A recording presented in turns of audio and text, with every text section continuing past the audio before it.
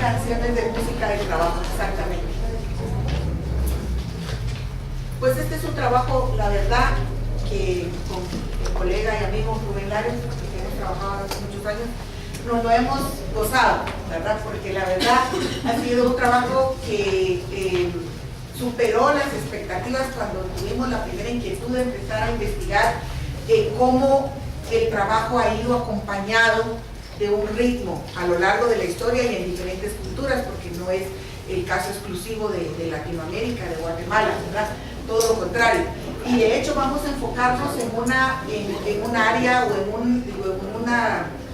en una cultura poco trabajada en Guatemala. En otros países de Latinoamérica sé que está muy bien documentado toda la influencia de las culturas afrodescendientes. Sin embargo, en Guatemala es tal vez la menos visibilizada, ¿verdad? Realmente aquí las estrellas son los mayas, entonces, y los mayas descendientes, entonces casi todos los trabajos se enfocan hacia esa línea.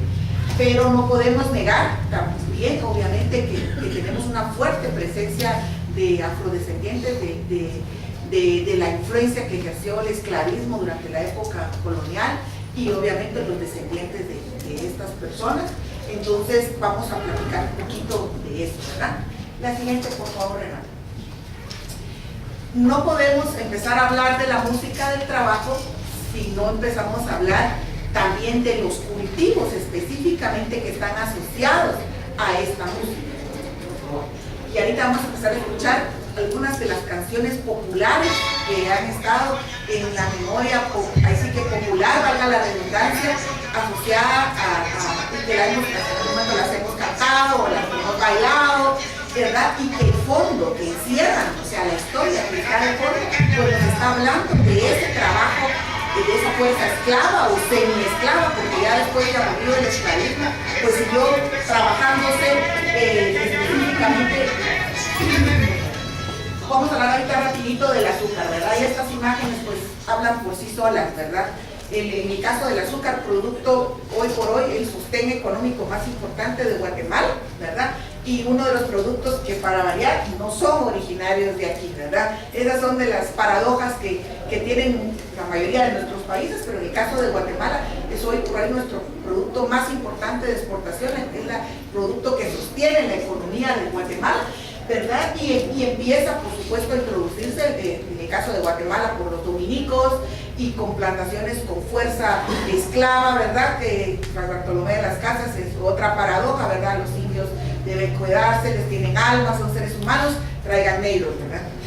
Entonces, para que trabajen. Entonces, esa es una de las contradicciones, ¿verdad? De las muchas contradicciones que hay. Y por supuesto, en el caso de Guatemala, las grandes plantaciones de azúcar pues se concentran en los primeros trapiches en la zona de Petapa y Villa Canales y en el Baja Verapaz, en San Jerónimo, ¿verdad? Entonces, eran plantaciones, aunque estas imágenes pues nos hablan más definitivamente del área del Caribe y del sur de Estados Unidos también, ¿verdad? Pero sobre todo el Caribe, Cuba, República Dominicana, Haití, ¿verdad? Que fueron los primeros grandes productores de azúcar. La siguiente. Y el algodón, ayer tuve la oportunidad de platicar un poquito del algodón, ese sí uno de los cultivos originarios y que por supuesto también durante la época colonial y luego durante la época republicana empieza a trabajarse y a explotarse también de manera masiva, más que en Guatemala. Vamos a hablar específicamente del sur de Estados Unidos, ¿verdad? En el cual se introduce y empiezan a hacer las grandes plantaciones de algodón con fuerza 100% esclava, ¿verdad? Gente, esclavos afrodescendientes o africanos capturados, secuestrados, desarraigados por completo de sus lugares de origen. Y a ese sentido, investigando, como les decíamos cuando empezamos a hacer este trabajo, si quieres, una tonada muy popular, muy famosa, en realidad el autor original es Odile Pino, ¿verdad? Un hijo de antiguos esclavos negros y luego un antiguo presidiario negro. Y ahí vamos a platicar un poquito de esa historia que es la continuidad. Todos tal vez la han oído en su versión más famosa por Creedence Clearwater Revival, pero es también una canción original que nos habla del sufrimiento, ¿verdad? Y de la producción del algodón y de lo que eso significaba. Ahí les pusimos las letras para que reflexionáramos un poquito. En el caso de estos descendientes, de estos africanos y afrodescendientes, hay trabajos y hay una investigación de un investigador de la música de las chain song, que son la música de los presidiarios, música de cadenas. Pero los presidiarios eran los hijos de los antiguos esclavos, o sea, cuando se abole oficialmente la esclavitud con todo el proceso de la guerra civil estadounidense, no van a perder esa fuerza esclava que tenían, entonces lo que hacen es hacerla más sofisticada, ¿verdad? Entonces un negro podía ser imputado de cualquier delito, ¿verdad? El solo que anduviera a deshoras en la calle, fuera sospechoso, entonces con eso ellos garantizaban otra vez la mano de obra gratuita o semigratuita, más bien gratuita, y los presos, los presidiarios, van a estar haciendo trabajos de carreteras, de construcciones, ¿verdad? Que son los hijos de los antiguos esclavos, ¿verdad? Vamos a pasar a otro cultivo emblemático, el banano, otro producto no originario de Guatemala, en el caso específicamente de nosotros, pero que también está totalmente ligada a la vida económica, política de nuestro país, de nuestros países, ¿verdad? Porque México, Centroamérica, todos tenemos una historia del banano, y de ahí una canción famosísima también, ¿verdad? Ganó un Grammy, estuvo en las número 1 de las listas Billboard en su momento, todos la han sabido porque ha sido tema de películas también, ¿verdad? Pero cuando uno la lee, y en mi caso personal, yo la canté en algún momento, pero nunca reflexioné en lo que decía la canción. Realmente la canción es desgarradora, si ustedes quieren, ¿verdad? Cuando uno lee, dice, trabajan y trabaja hora tras hora, está esperando que llegue la luz del día para poder terminar de cortar todo el banano y embarcarlo, ¿verdad? Cuidado con las arañas, ¿verdad? Entre las matas de banano estaban las arañas, las tarántulas que muerden, que pican, que los envenenan. Entonces, y cómo esta música, ¿verdad? Está, por supuesto, en el conocimiento popular. Esta es no quise desligarlo, por supuesto, de nuestro contexto nacional. Aquí una de las pinturas más famosas, ¿verdad?, que representa precisamente ese conflicto político, económico de Guatemala con la famosísima United Fruit Company, que no fue solo en Guatemala, en toda Centroamérica, ¿verdad? Y cómo eso tuvo que ver hasta con un golpe de Estado, un asesinato. Eso no voy a entrar en todos los detalles porque me saldría un poco de la temática, pero quisimos ilustrarlo con la importancia del banano y cómo en Guatemala pues también estuvo totalmente presente el cultivo del banano. Vamos a pasar al siguiente. Y por supuesto, otro cultivo no originario de aquí tampoco, ¿verdad? Pero hoy por hoy es más representativo, es parte de nuestra cultura popular. Digamos, yo no soy bebedora de café, pero siempre cuando vamos con un amigo, a ver cuando nos juntamos a tomarnos un cafecito, ¿verdad? Eso es algo de todos los días de nosotros, ¿verdad? El café forma parte ya de la idiosincrasia latina, ¿verdad? Y la producción masiva de café pues llevaba detrás también toda esa producción esclava y semiesclava, ¿verdad? En el caso de los guatemaltecos, pues de mano obra indígena también, en el altiplano, en la costa, justamente en esta zona donde estamos, la costa suroccidental de Guatemala, zona, territorio de producción cafetalera, y por supuesto en toda Latinoamérica. Y ahí hay ejemplos de canciones famosísimas, ¿verdad? Mi cafetal, moliendo café, ¿verdad? Que las hemos cantado en algún momento los estribillos, y lo que encierra, ¿verdad? Es un trabajo extraordinario, duro, agotador. Eso es lo que realmente dice. Nosotros leemos, ¿verdad? Oímos la canción, pero cuando analizamos las estrofas, ¿verdad? Vemos lo que dice es agotador.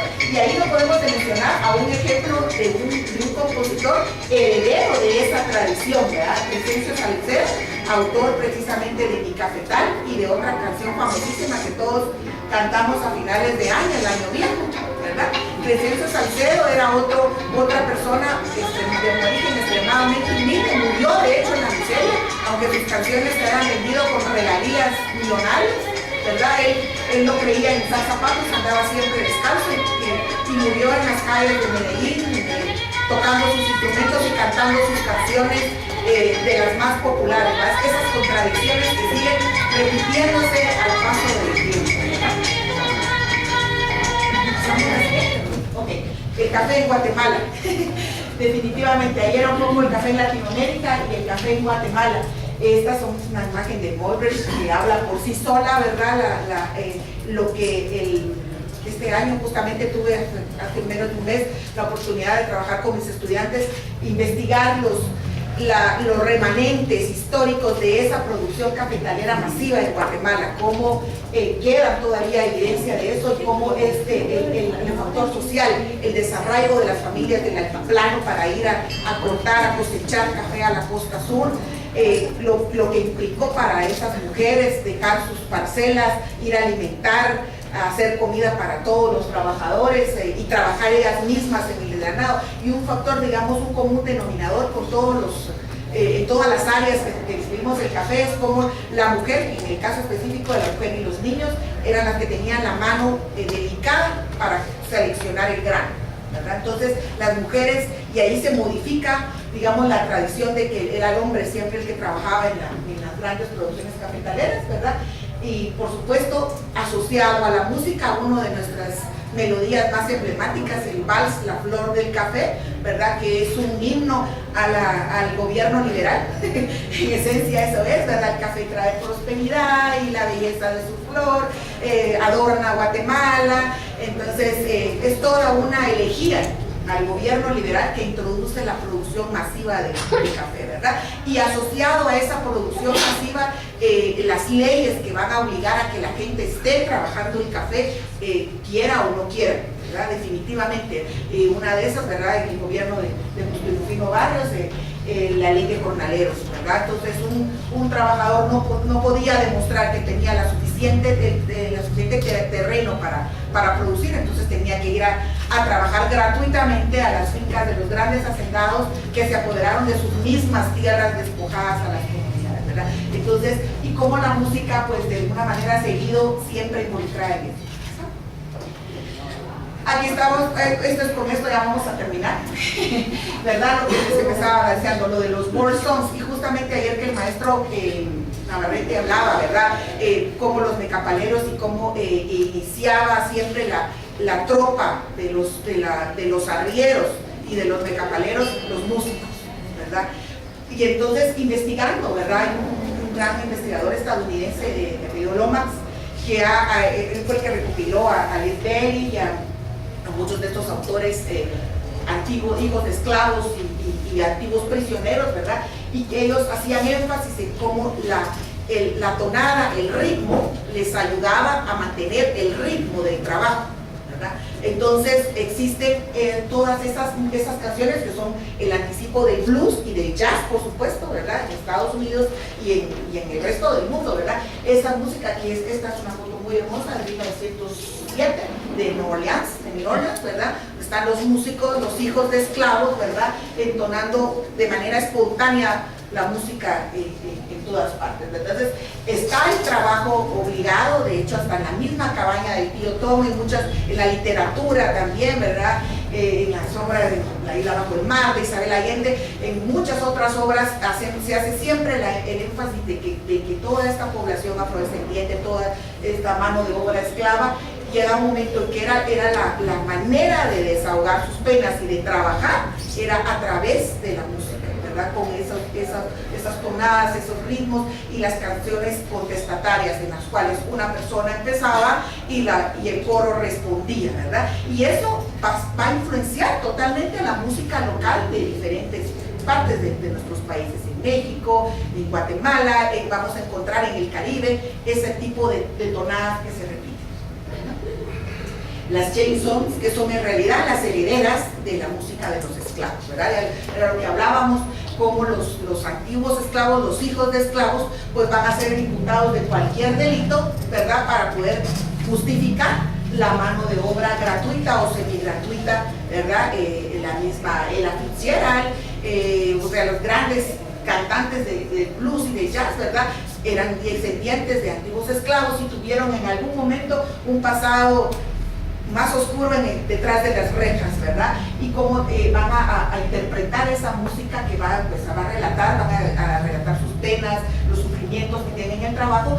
Y en el caso de Guatemala, esta foto es una foto histórica totalmente. Estos son presidiarios de la Penitenciaría Central, construyendo uno de los edificios más emblemáticos de la ciudad de Guatemala, el Palacio Nacional de Guatemala, ¿verdad? Mano de obra gratuita otra vez, esclava, ¿verdad? Disfrazada, haciendo obras públicas, ¿verdad? Y ya para terminar, ¿verdad? Cómo esta música nos ha seguido influenciando. Tenemos todavía otra. Descendientes también, ¿verdad? Y en el caso, digamos, aquí tenemos una foto personal de la familia de Rubén, su papá, es uno de los músicos que integraban la estudiantina antigüeña en 1951, ¿verdad? Tenemos a los algodoneros de las fincas de aquí de Coatepeque, ¿verdad? Perdón, esta es de Escuintla, esta es de Escuintla, ¿verdad? También sonriendo a la mitad del trabajo, cantando. Y la banda del ferrocarril, ¿verdad? La música también, todo el trabajo de los ferrocarrileros y los músicos de Livingstone. Si ustedes se fijan, están adelante de un monumento, el único que tenemos en esta zona, aunque esté tan depredado y cambiado el pobrecito, va a nuestro castillo de San Felipe, que es más una invención de producto de un arquitecto español, ¿verdad? Pero les digo, será fea, será fantasiosa, pero resulta que es la única que tenemos en Guatemala, ¿verdad? Nuestra única fortificación, el castillo de San Felipe. Ahorita tenemos una canción extraordinaria, pasando la otra, y ahí les dejo la letra. Se hizo famosa por el movimiento de la trova, pero si alguno ha reflexionado en la letra de esa canción, da ganas de llorar, de verdad, realmente es ganadora. O sea, no importaba el trabajo, la enfermedad, las condiciones, las madres tenían que irse a trabajar y dejar a los niños. Y por supuesto el Diablo Blanco. Y aquí les dejamos una lista de algunas de las canciones cuando no tengan otra cosa más que hacer ahí explorando YouTube, pues para que volvamos a reflexionar y ver un poquito esa música asociada al por supuesto, ¿verdad? El carbonero. Y con esto nosotros terminamos, ¿verdad?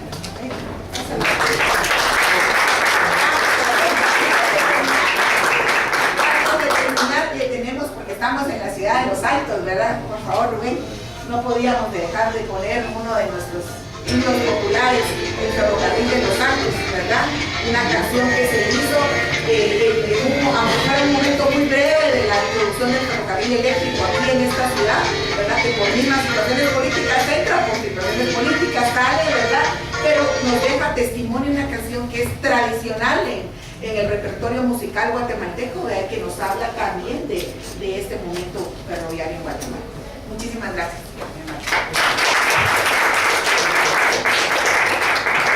Muchas gracias.